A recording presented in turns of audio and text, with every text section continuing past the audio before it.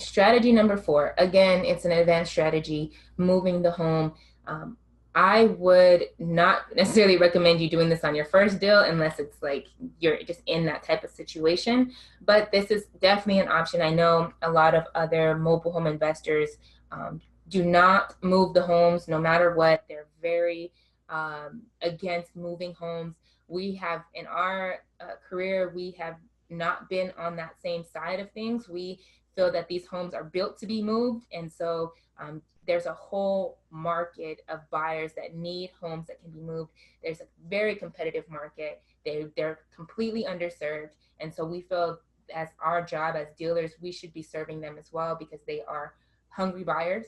So we have no issue moving the homes, but there's a certain way that you have to do it because the parks don't like it. And then there's a stigma around moving the homes. Yeah, again, it has asterisks because this is an advanced strategy. But I'm telling you guys, once you start doing a few deals, this is one that you really want to have in your back pocket, especially for those 55 plus homes, because the buyers that we work with that want to move the home, they have a ton of money. They just need someone to help them find these homes. Those 55 plus homes are usually in better condition than the homes that you find in the family community. So let's hop right into it.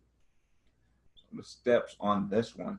Again, you're agreeing to purchase the home from the mobile home owner, but that offer that you provide to the mobile home owner, you don't want to just give them the offer and buy the home, especially once you get your license, because they have something that's called a first right of refusal. So you're going to first turn in your LOI. It's called a letter of intent to the park office. You guys will get that as well included in one of the contracts that we promise. So that is free. So it's called a letter of intent. It's basically stating that, hey, I'm going to purchase the home for X amount of dollars, and I'm going to be moving the home out of the community.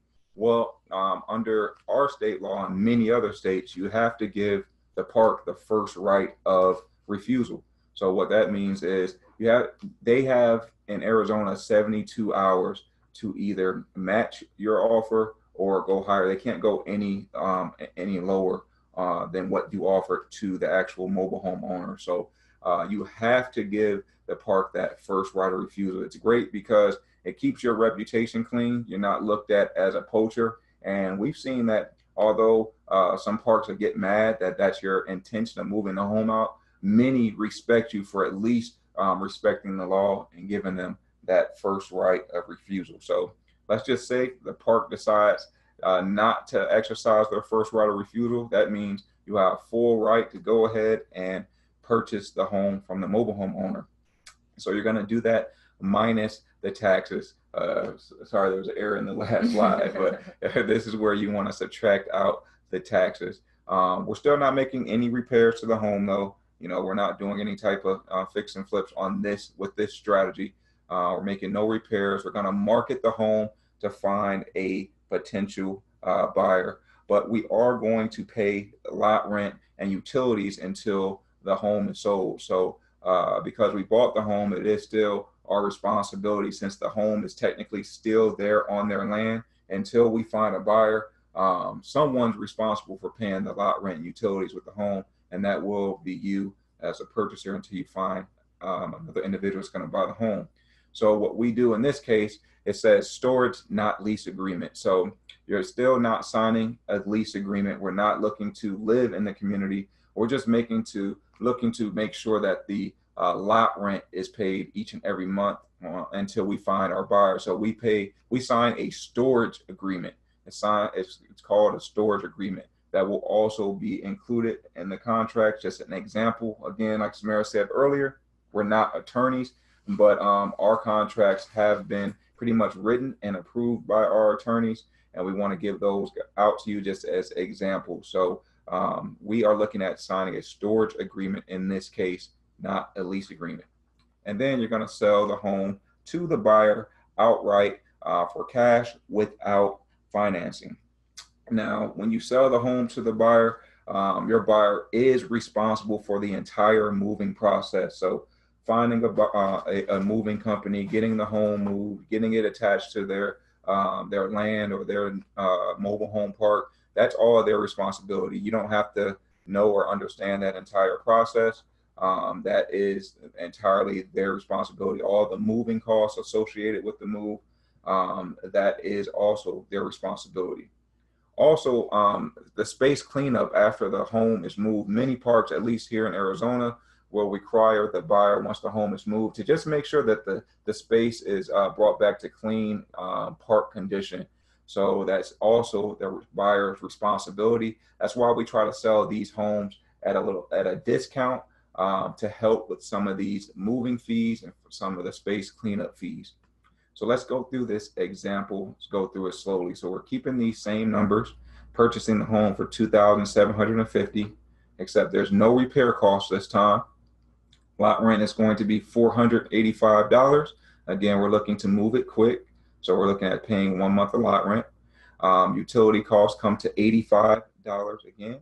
And then the sales price, it shows 15,750 MV. What that means is we're looking at this home and it has a $15,750 market value.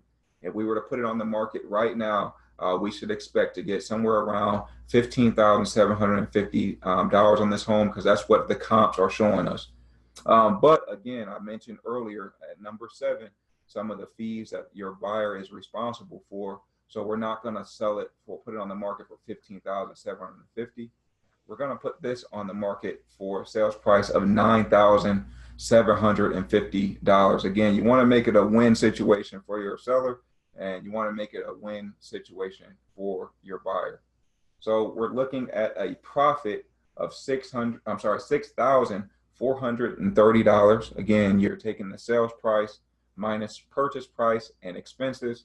And our data shows that whenever we did an LOI deal, is what we call them, it was usually no more than 19 days on market. We're moving it pretty fast because we're selling it at a discount.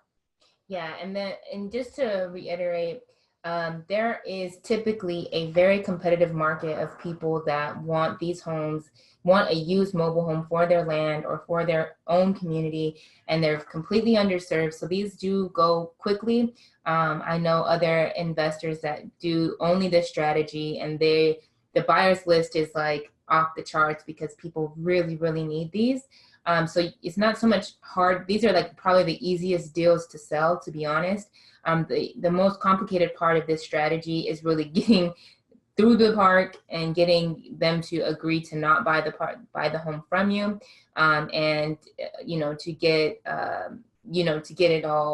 get this through the mindset of the seller. So it's not hard to sell these homes, but getting it through that whole process can be a little challenging. So that's why we say this is a more advanced strategy.